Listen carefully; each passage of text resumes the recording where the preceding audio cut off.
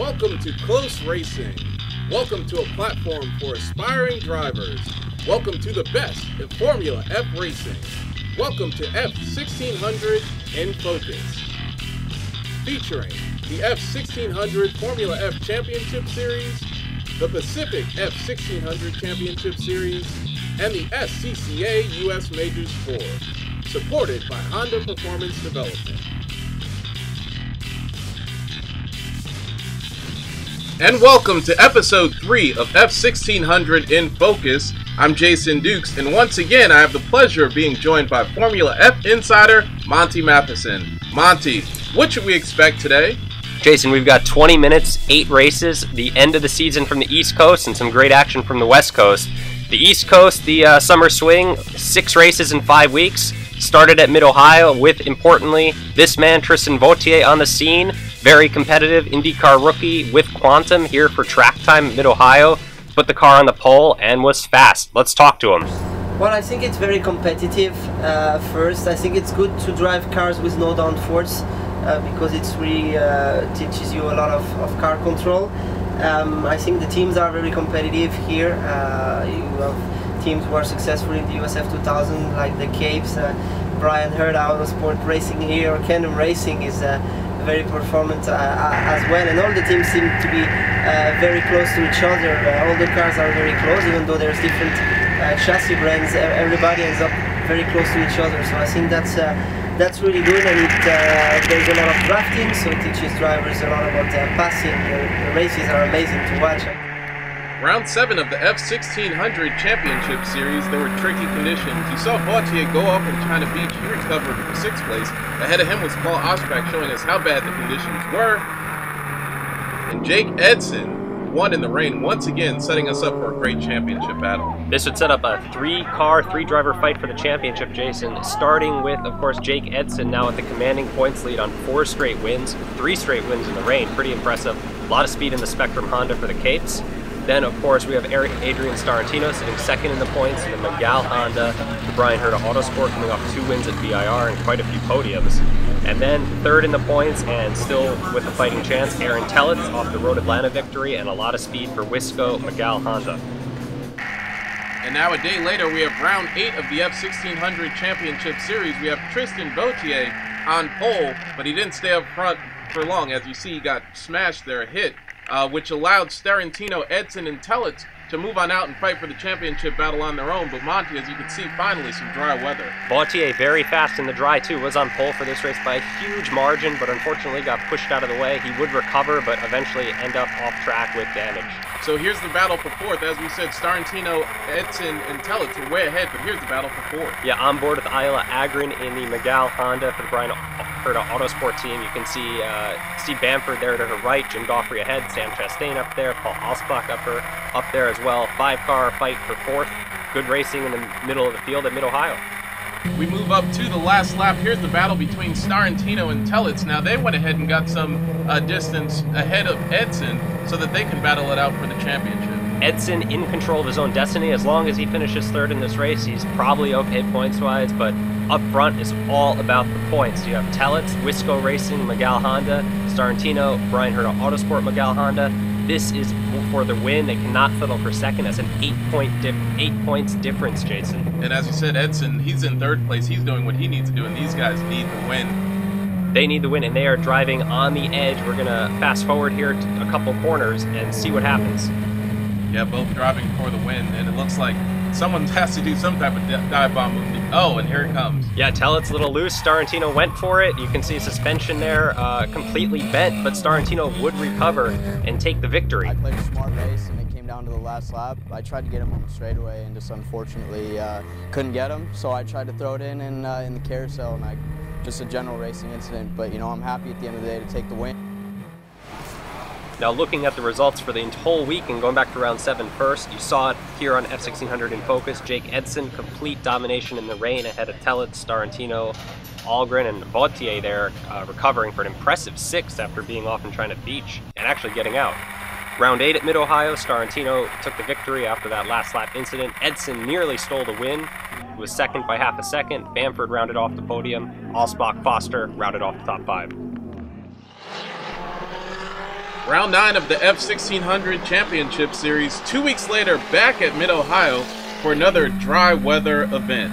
Now we go up to the start of the race where championship leader Jake Edson's on pole ahead of Starantino and TELITZ, but there's another player up front there. Who's in that black car, Monty? Black car is the number 0 Polestar entry, David Grant, coming over from F2000 to fill Luke Cooper's seat for the weekend. Super fast in the Van Diemen Ford and the 2012 Atlantic champion, constantly on the podium in F2000. He was quick, first start ever in an F1600 car. We're about to go up to a really cool picture from Starantino's car. Here it is, really cool picture for Starantino, but here's where his race goes bad. Oh, his race was already going away as Edson was off to a huge lead, and Starantino's day would end early with that incident.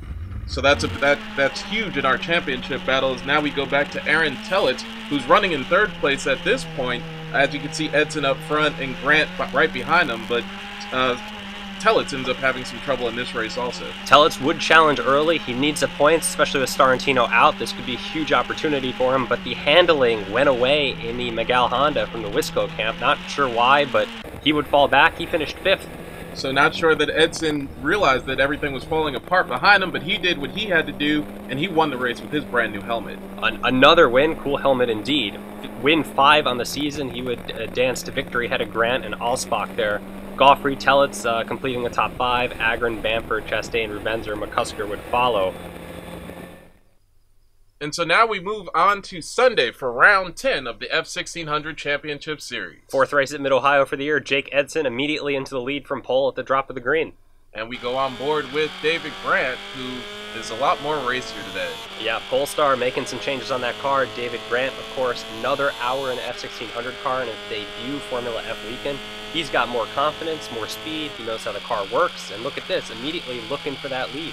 Yeah, and so as you can see here, there's Edson, Grant, and Starantino right behind them. They're running away, and they're running away from this guy right here, Aaron TELITZ, who unfortunately can see those 3 cars up front and watching his championship racing away. TELITZ looking for a way by Bamford as this race unfolds. You see Paul ALSPACH up there in 4th, another good day for him. But up front, at the top of your picture, those are the 3 leaders disappearing from TELITZ, who needs to score points today. Yeah, and talk about needing to score points. Here's him, a little desperation.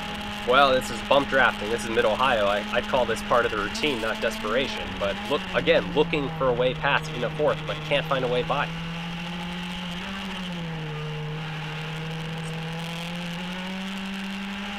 So we move on board now with Starantino, who's watching Grant and Edson battle for the lead, a lead that he needs to be up there battling for to get those points. Starantino looked fast early, but couldn't quite hold 1st or 2nd. He would hang out in 3rd most of the race.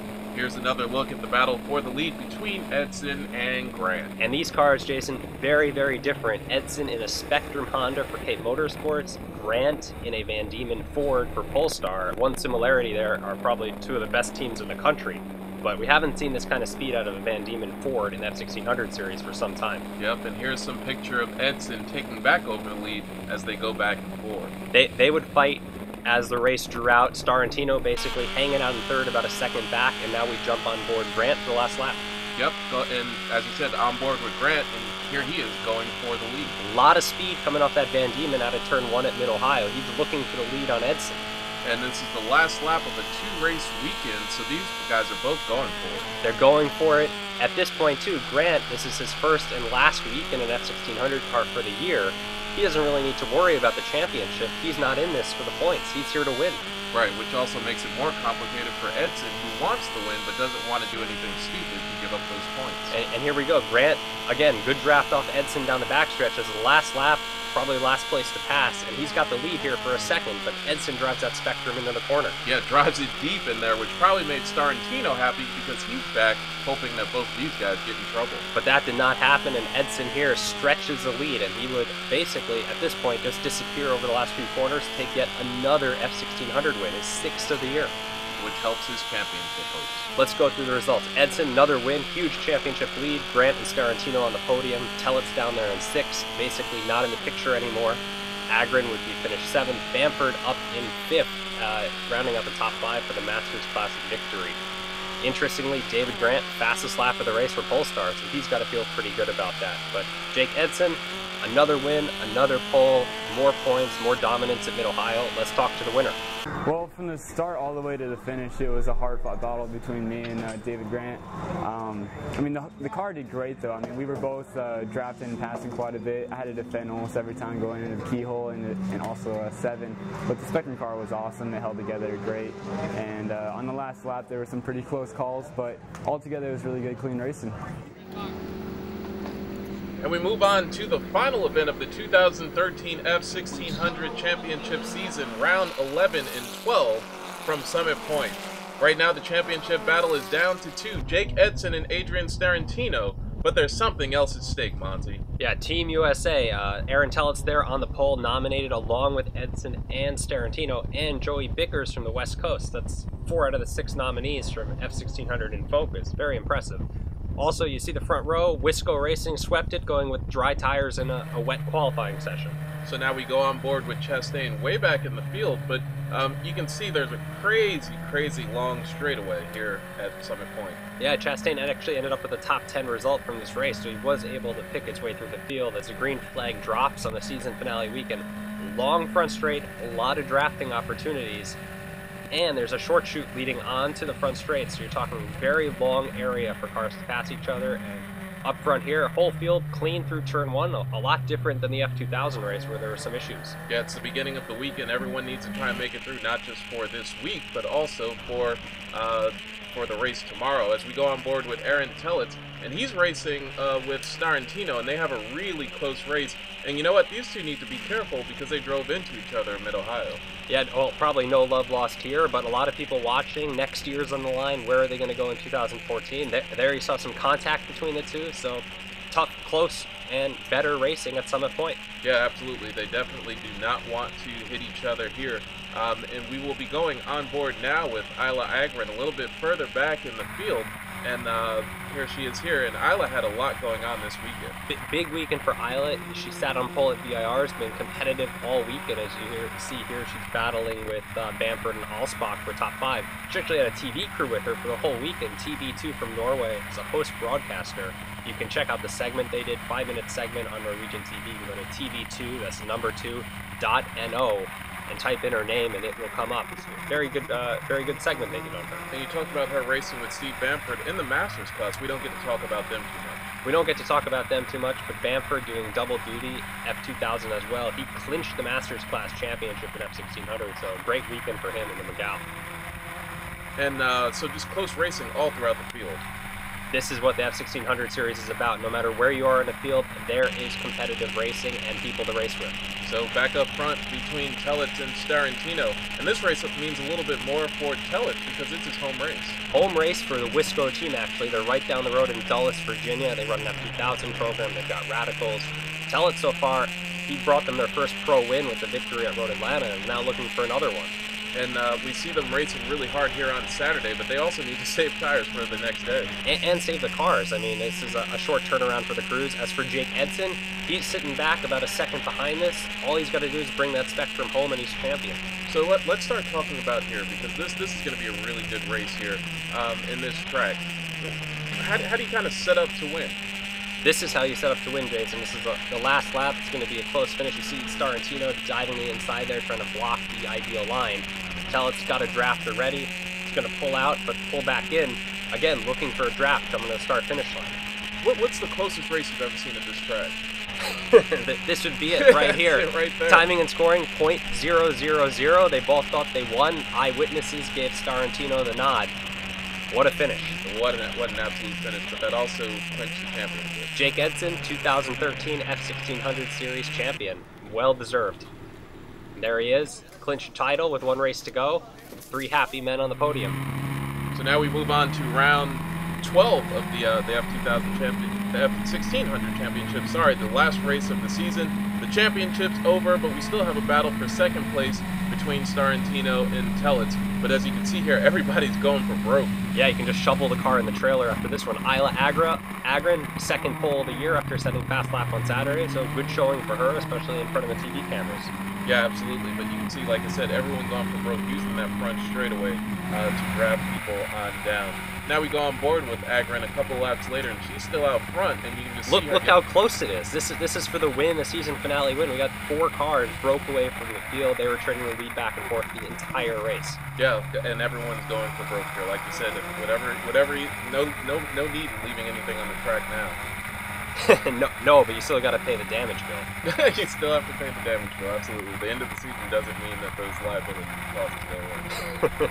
But Agren here shuffled back to 4th. She'd make her way back up, and here's our start-finish camera, and you can see some bump drafting. Unfortunately, didn't go well for everybody. Yeah, it didn't go well for Jim Goffner right here. We saw bump drafting going good. There's bump drafting going bad. But he would be just fine. The track would actually stay green. Quick cleanup at Summit Point. Yeah, that's one of the good things about these cars. Like I said, everyone is fine. Safe cars, safe on the pocketbook. Last lap, here we go. Jake Edson back to the lead. Isla Agren shuffled back to 4th. A little help from her teammate putting her in the grass, so she'd end up with a 4th place result. Yep, and so now we go back up to Aaron Telitz going for the win here, and Edson up front. Yeah, Edson looking to close out the season with the win. Edson, Telitz, and Starantino will get on a plane on Monday and go to the Team USA shootout, and here they are fighting for the win in the season finale. Wow, do you think they sat closer on the plane, or are they closer right here on the racetrack? I think they're closer on the racetrack, even if they were sitting next to each other on that plane. And so here's something interesting about here. They have some lap traffic coming up. Tell us about that. That is a lap car in front. That's Ed Kahlo and the Bowman Ford chassis as they make their way through the last couple corners at Summit Point. And this is almost a chess match. Where is that lap car going to be? Where do you want to be if you're one of the leaders? And there's a draft working here. Yeah, like I actually just wrote it down. It looks like we're racing at Daytona or Talladega, and this is perfect right here. Check this out. Back to Starantino's car, and the lap car, it does become a factor. Starantino's going to give Edson the bump for the win, and that was F1600 season finale at Summit Point. Jake Edson took the win, yet another one, Jason. That's 7 in 12 races and wins at every track except VIR on the schedule. So super lights out season for him and Cape Motorsports to repeat as F1600 champions with the Spectrum package. Telitz and Starantino would round out the podium. Agren would finish 4th and set the fastest lap of the race for the 2nd day in a row. So she definitely picked up speed as the season came to a close in her Mygale for Brian Herta. Elsewhere, Bamford took yet another Masters Class win with a 5th place result and took the Masters Class championship. So Edson's your 2013 F1600 points champion with Cape Motorsports, Starantino, Telitz, Agren, Bamford, the top 5 in the championship. Let's talk to the champion, Jake Edson. It was great. I mean, the whole season, we were obviously aiming, for the title, but, the first 3 races, there was a different leader in points every race weekend. So it was a really good battle between Aaron and Adrian, and to come out on top, it feels great. And now we go to the other side of America, out to Buttonwillow, California for the Pacific F1600 Series. Monty, can you bring us in focus on Pacific F1600? Alex Ski's got a great start there in round 9, Jason. Looked like Colton Herta may have missed a shift. Joey Bickers in the red car up to an early lead. This series has developed into a Bickers versus Herta championship fight at this point. Yep, and there's also something else at stake for Bickers. Bickers, another Team USA nominee, as we see Herta here losing a lot of ground on the start. A lot of cars going by him, but this is the beauty of F1600. Cars can run close, there's no arrow, the chassis may be different, but everybody's basically in a similar car. As you said, Herta missed a shift there on the start, but now we're going to go do some really good film of him making his way through the field. Not the most patient in that corner, but did it cleanly and now already sets his sights on his teammate at PR1, Joey Bickers, for the race lead. Yeah, and you're right, and these guys go back and forth for the rest of the race here. And when you talk about the teammates being at PR1 Motorsports, PR1 really established team. Tell us about that. Very established team. They run an ALMS PC program, they run their F1600 program, they've got an F2000 program on the West Coast. Something, I think their newest employee, it's been there like 7 years. I mean, they're a great outfit. Right, so here at Buttonwillow, it's 100 degrees and these guys going back and forth, and this is only race 1, they have to do another one of these. Definitely trying conditions at Buttonwillow. Colton Herta, of course, takes yet another win with a great move on Joey Bickers here to take the checkered flag at Buttonwillow. Alright, so now we move on to race 2, round 10 of the season, and we go on board with Keys because he just always tends to have the best view of the start. On the start, Keys this time very fast again, looking at Joey Bickers for the lead. Keys again, member of the Cool Helmet Club alongside Jake Edson. Yeah, absolutely, Jake Edson. But yeah, my vote goes to Herta just because it's kind of nostalgic. I'm a little bit older than you. I remember his dad's helmet. I do like the stars. You can see there, Joey Bickers went off the track, off the race line there on the start. Alex Keys takes the lead. Yeah, and so that lines us up kind of like yesterday, where Herta had to move through the field. Now we have Bickers off, and he needs to go through the field. Bickers needs to go through the field, of course. Same car as Herta, same chassis in Mygale. We're still on board with Keys, though. He's in a Spectrum from the Cameron camp as we jump back on board with Bickers. Yep, so let's go and focus with Bickers as he tries to make his way through the field. And this time you see a quite similar story, but different driver with Bickers going through the field. He does it a little more patiently and surgically as compared to teammate Herta. Now I'll tell you what, this piece of 1600 in focus could really be used as a resume highlight film for something that Bickers is working on himself. How to pass a bunch of cars and get to the front of the field. I mean, this is pretty textbook. And Bickers, of course, Team USA nominee, and he actually won the scholarship along with Jake Edson from the East Coast. So good for them. Yeah, and like you said, this can absolutely be used for his resume. So once again, goes back to Bickers and Herta going back and forth in the lead as they come up on some lap traffic. That wasn't lap traffic. I think that was a third place Cameron car. And here is Alex Keys, who slipped back to second. Joey Bickers makes use of that and slides into P2. Oh yeah, I guess I was already moving forward. He's still moving his way through the field. And now finally, here is the pass for the lead. And we've been seeing this all season. Bickers versus Herta, Herta versus Bickers. They're always at the front on the West Coast. Now, I'll tell you what, look at that sun in the face. Now, these guys run pretty early in the day, and a lot of people say that the series, I shouldn't say a lot of people say, but some people say that this... It's the sun in your face. I mean, it's as terrible as it looks. You get a tinted visor on your helmet. It's another thing to have to deal with. It's 100 degrees. You got your sun in your face. There are other cars around you're trying to pass. That's racing at the entry level. You got to learn and move forward. You absolutely have to learn. So this is absolutely preparing people for the next level. And again, similar to the East Coast series, and you got Mygales, you got Spectrums, you got two motor choices, and the Honda Fit, Ford Kent. They're on the same spec tire for Bougier. I still think it'd be cool if the East Coast series and West Coast series got together for some sort of runoff shootout style deal late October, early November 2014. Yeah, that would be absolutely neat. That absolutely. I hear there's someone working on it. And now here we go, Joey Bickers looking at Herta for another potential win for Bickers, but Herta not going to give it up easily.